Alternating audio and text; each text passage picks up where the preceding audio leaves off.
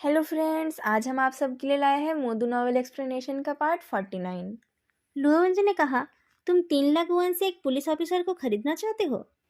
जांग यीफान को लो वंजो का जोक समझ नहीं आया। उसने कहा, पर मेरे पास बस यही है। वो बहुत डरा हुआ था। लुओवेंजो की बातें सुनकर वो और भी डरे जा रहा था। लुओवेंजो उसे बता रहा था कि ये सब कितना गलत है। उसने मर्डरर के बारे में और डिसमेंबरमेंट के बारे में भी बताया। जांग यीफान और भी डर गया, पर लो वंजो के इंटरोगेशन से और फेदू के टैक्टफुल इंक्वायरीज से उससे बहुत कुछ पता चला। उसने कहा कि फेंगबिन ने कहा था कि उनको भागना पड़ेगा, क्योंकि जिया जियाउनन के ऊपर मास्टर्स की नज़र थी। स्कूल के स्टूडेंट्स में कुछ क्लास डिविजन्स थे, कुछ स्टूडेंट्स मास्टर्स थे। फेंगबिन भी उनमें से ही था, पर वो बाकियों से अच्छा था। जैंग इफन कॉमनर्स में से था। उनके साथ भागे हुए बाकी 2 लड़के और एक लड़की स्लेव्स थे। जिया जियाउनन डियर थी। हर साल क्रिसमस पार्टी के बाद स्टूडेंट्स रात भर आपस में खेल सकते हैं। वो लोग हर साल एक हंटिंग गेम खेलते हैं, जो एक टाइप का सर्वाइविंग गेम है।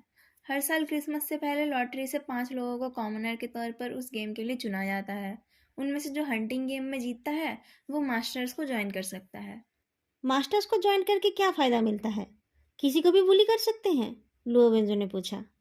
उनको ज्वाइन करके आप सेफ हो जाओगे। जब तक ना उनसे कोई डिसएग्रीमेंट होता है तब तक आप आराम से कैफेटेरिया जा सकते हो। आपको कोई bully नहीं करेगा।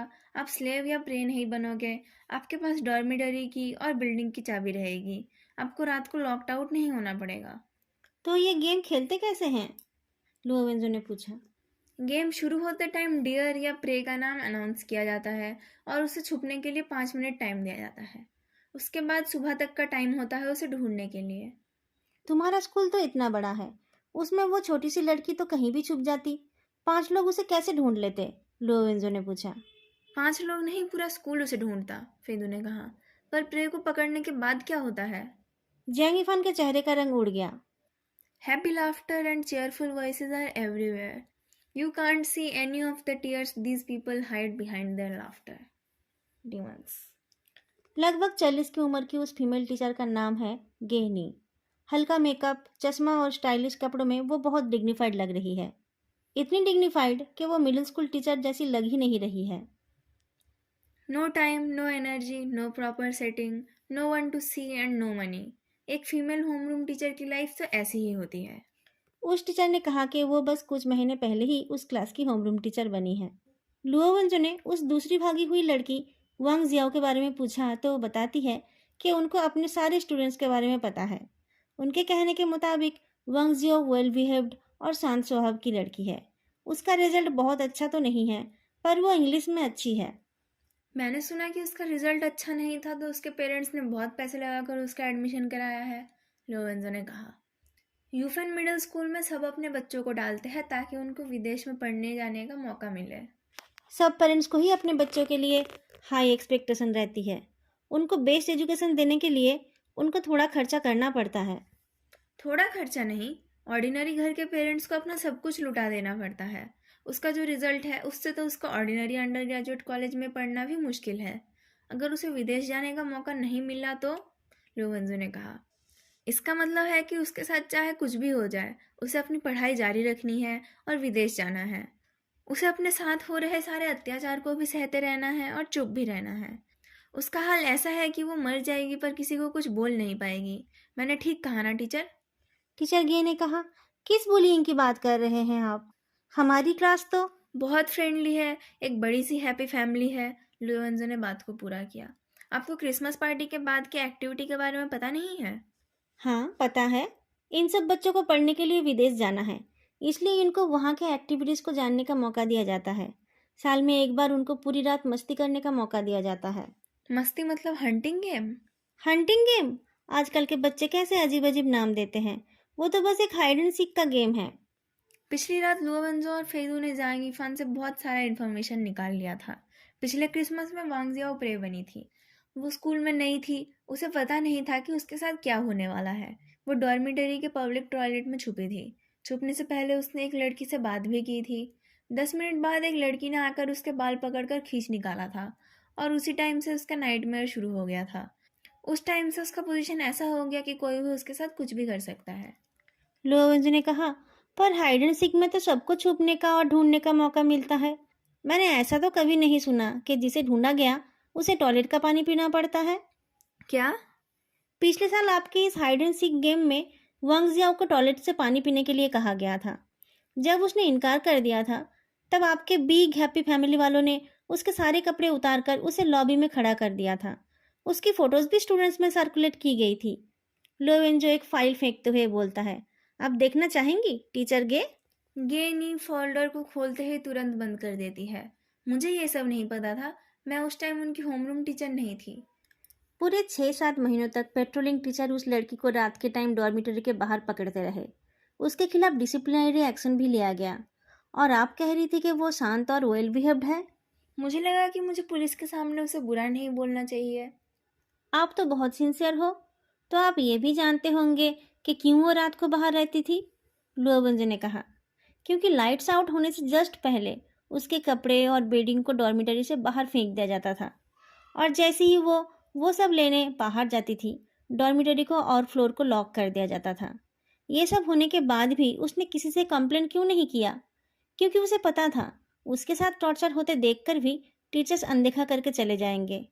अब आप बताइए, इन सब टीचर्स के साथ क्या करना चाहिए? कैमरा में ये सब देखकर तारान शॉक्ड था।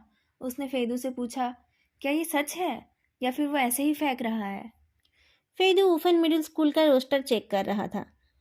उसने कहा, सब सच है। कुछ कमजोर लोगों को सेक्रीफाइस करके बाकी सब लोगों को इंटरनल सेटिस्फेक्शन मिलता है। Internal satisfaction? फेदू नजरें उठाकर pure and kind hearted deputy captain के सॉफ्ट एक्सप्रेशन को देखता है। हाँ, सब मेजोरिटी और पावरफुल लोगों को ही फॉलो करते हैं। सबको लगा कि वांगजियाओ को बुली करके उनका स्टैंडर्ड हाई हो सकता है। जिस बच्चे ने ये सब शुरू किया है वो सच में जीनियस है। तावरन का एक्सप्रेशन देखकर फेतू ने रियलाइज़ किया कि उसने कुछ गलत बोल दिया है। अपनी बात को ठीक करते हुए वो बोलता है, सार्कास्टिक सेंस में बोल रहा हूँ। जिया जियानान इस बार की टारगेट बनने वाली थी। उसका नसीब तो वांगजाओ से भी अच्छा है। वो खूबसूरत भी है। तो तुम कह रहे हो कि फेंगबिन ने जिया जियाउनन के लिए अपने ग्रुप से बिट्रे किया? पर वो लोग करना क्या चाहते थे? फेंगबिन ने वो लेटर लिखा था ना। वो लोग भागकर सोसाइटी के नज़र में आना चाहते थे और फिर ठीक टाइम आने पर सब कुछ डिस्क्लोज करने वाले थे। उन लोगों ने नहीं सोचा था कि फेंगबिन मर जाएगा।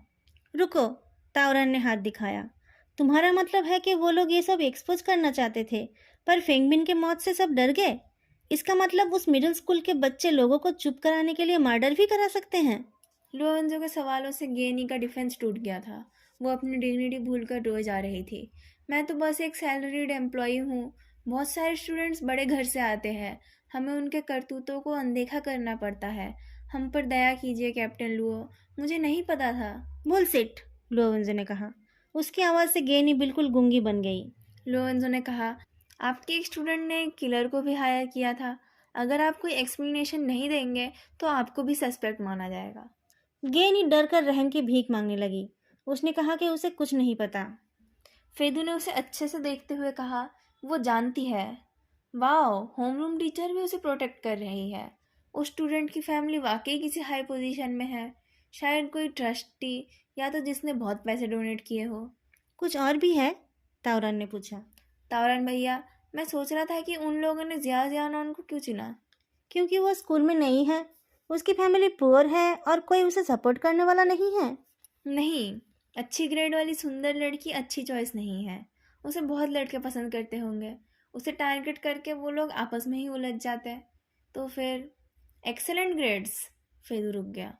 स्टूडेंट रिकॉर्ड्स चेक करके उसे पता चला कि इस स्कूल में आने के बाद फर्स्ट सेमेस्टर में उसको हाईएस्ट मार्क्स मिले हैं। सेकंड कौन है? फेंगबिन की मौत की खबर सबको मिल गई थी। स्कूल का एटमॉस्फेयर बदल गया था। यूफिन मिडिल स्कूल का क्लासरूम बिल्डिंग बहुत लग्जरियस है। सब कुछ साफ सुथरा, चमकता हुआ। एक लड़की उस क्लीन फ्लोर पर कीचड़ का छाप छोड़ते हुए जा रही थी। उसने फुल स्कूल यूनिफॉर्म भी नहीं पहनी थी। शॉर्ट स्कर्ट पहनी हुई वो लड़की एरोगेंटली जा रही थी। जाते हुए वो हर क्लासरूम में अपना चेहरा दिखा रही थी। उसे देखते ही हर क्लासरूम से एक स्टूडेंट निकल कर आ रहा था। सबको लेकर वो सीनियर मिडिल ईयर 1 के क्लास 2 में पहुंची। ये वही क्लास है जिसके बच्चे भाग गए थे। क्लास मॉनिटर व्हाइट बोर्ड पर एक नोटिस लिख रहा था। वो लड़का लंबा, पतला और अपराइट है। एक हाथ पॉकेट में डालकर वो कामली क्रिसमस एक्टिविटी कैंसिल होने का नोटिस लिख रहा था। उसने बाहर की तरफ नहीं देखा तो उस छोटी स्कर्ट वाली लड़की ने चिल्लाकर उसे बुलाया, वे वेंचुआन। उसकी चीख से सब चौंक उठे, पर वो क्लास मॉनिटर बस एक पल के लिए रुका और फिर उसने अपना काम खत्म करने के बाद ही मुड़कर देखा। उसके बाहर जाने से बाहर खड़े स्टूडेंट्स को थोड़ी सी हिम्मत मिली। सबको लेकर वो एक लॉक रूम में गया। चाबी खोलकर अंदर जाने के बाद रूम को फिर से लॉक कर दिया गया। छोटी स्कर्ट वाली लड़की बोल उठी, फेंगबिन मर गया है, ये सब क्या हो रहा है? सब एक दूसरे को देखकर वही वेंचुआन की तरफ देखते हैं। उसने कहा, वो मर गया है तो तुम्हें क्या? एक लड़के ने कहा, गेनी बोल रही थी कि जिया जियाओनान पब्लिक सिक्योरिटी ब्यूरो में है, क्या वो सब बोल देगी? मैंने कहा था कि जिया जियाओनान को चुनना ठीक नहीं होगा, पर लियांग यूजिंग को तो बस वही चाहिए थी, क्योंकि वो अच्छी भी दिखती है और उसके मार्क्स भी उससे अच्छे थे। मुझे वो पसंद नहीं है, छोटी स्कर्ट वाली लड़की ने कहा। वो अपने आप को सिंपल और स्टूपिड दिखाती थी और तुम सब लोग उसके पीछे भागते रहते थे। फेंगमिन ने भी ये किया और तुम भी वही कर रहे हो। तुम्हें इतना गुस्सा आ रहा है तो तुम भी भाग क्यों नहीं गए?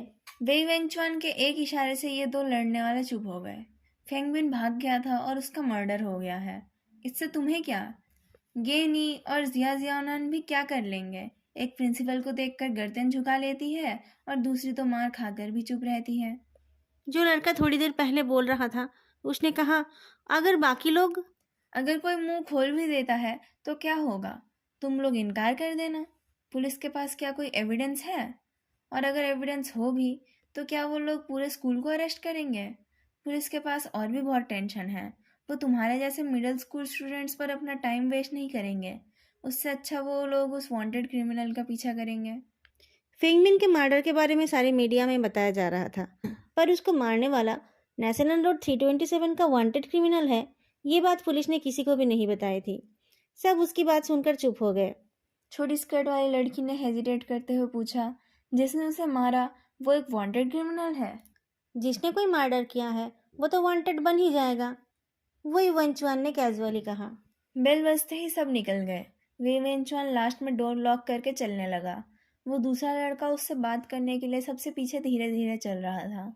उसने कहा, वेंचुआन, जब लियांग यूजिंग ने जिया जियाओनान का नाम लिया था तब तुमने मना क्यों नहीं किया? फेंगबिन डर गया था। मैं फेंगबिन की बात क्यों सुनूं? वो तो बहुत दिनों से ही हमसे अलग हो रहा था, तुमने नोटिस नहीं किया? जिया जियाउनन से मुझे कोई प्रॉब्लम नहीं थी, पर देखा कैसे उसने ट्रेटर्स को एक्सपोज कर दिया। तुम चालाक हो, पर तुम क्या सोच रहे हो वो तुम्हारे चेहरे पर दिखता है। तुम सोचो कि तुम पुलिस के साथ कैसे बात करोगे, और ट्रेटर्स को एक ना एक दिन तो सजा मिलती ही है। फेंगमिन की मौत सबके लिए एक वार्निंग है। उसी टाइम सिटी ब्यूरो की क्रिमिनल इन्वेस्टिगेशन टीम मीटिंग कर रही थी। इस स्टूडेंट का नाम है लियांग यूजिंग। ताओरन एक फोटो को प्रोजेक्ट करके बोलता है, ये एक क्वीन बी है, पर उसका रिजल्ट हमेशा एक्सीलेंट रहता है। वो कुछ भी कारनामे करती रहे, उसका रिजल्ट कभी खराब नहीं होता है। जिया जियाउनन के आने से उसकी पोजीशन खराब हो गई और उसे घर में डांट पड़ी। उसी ने जिया जियाउनन को टारगेट किया था। उसके घर कॉल करके उससे पूछताछ के लिए बुलाओ, लोरेंजो ने कहा। लैंग जाओ, क्या उस लड़की ने अभी तक कुछ नहीं कहा? जिया हायंग बोल उठा, मुझे नहीं लगता कि इस एंगल से कुछ फायदा होगा। जब इतने सारे बच्चों ने मिलकर किसी को मारा या किसी के कपड़े उतारे, तब आप वहाँ पर क्या कर पाओगे?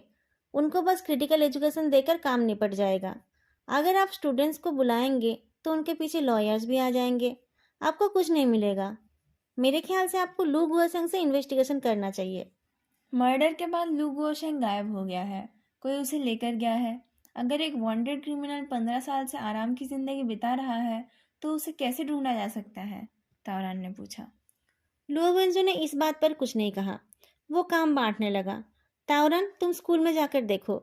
जियाओलंग, तुम लियांग यूजिंग को पूछताछ के लिए बुलाओ। फेदू, अगर तुम्हें क्लास के लिए नहीं जाना है तो क्या तुम जिया जियाओनन से? जियाओ हायांग ने इंटरप्ट किया। शायद लू गुओशेंग 15 साल चुप नहीं बैठा था। ऐसे तो नॉर्मली सब लुओवेंजो को एक्सप्लॉइट करते रहते हैं, पर काम के टाइम, खासतौर पर जब वो काम बांटता है, तब कोई उसे नहीं टोकता। जियाओ हायांग की बात से कॉन्फ्रेंस रूम में सन्नाटा छा गया। सब उसकी तरफ देखने लगे। फेदू एक कोने में बैठकर अपने फोन पर गुजाओ का ब्रीफ मिस्टीरियस सीवी देख रहा था। उसने भी आंखें उठाकर देखा। जियाओ हायांग अपना चश्मा ठीक करता है। लू गुओसिंग 15 साल से वांटेड है। उसने प्लास्टिक सर्जरी भी नहीं की है, अपने हाथ के रेखाओं को भी इरेज नहीं कराया है। इसका मतलब कोई उसे प्रोटेक्ट कर रहा है। मैंने कल रात उसके बारे में देखा। उसका बड़ा भाई ही उसका रिलेटिव था। बाकी दूर के रिश्तेदारों ने उससे कोई रिश्ता नहीं रखा। उसका ना ही कोई दोस्त था और ना ही कोई रोमांटिक पार्टनर। उसके जैसा आदमी को कौन पालेगा? जो उसे अपने काम में लगाना चाहेगा, फेदू ने कहा। हाँ, जियाओ हायंग खड़ा हो गया। कैप्टन लुओ, मेरे हिसाब से आपको इन 15 साल के उन सारे केसेस को चेक करना चाहिए जहाँ सस्पेक्ट का डिस्क्रिप्शन लू गोसेंग से मिलता हो।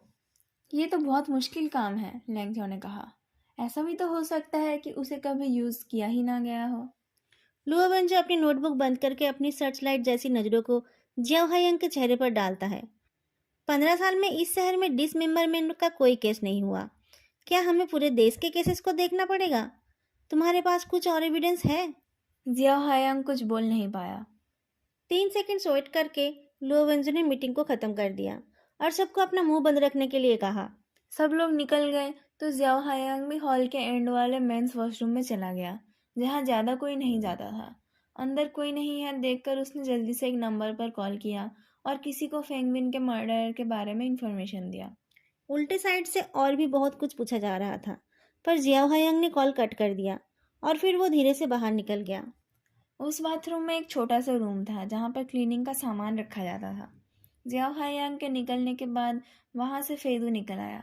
जब वो बाथरूम का मेन डोर खोलकर निकलने वाला था तब उसे लुओ वेंजो की वॉइस सुनाई दी। क्या तुम्हारा पेट खराब है? फेदू रुक गया, पर उसे समझ आया कि वो उसके लिए नहीं कहा जा रहा था। जियाओ हायांग ने जवाब दिया, थोड़ा सा।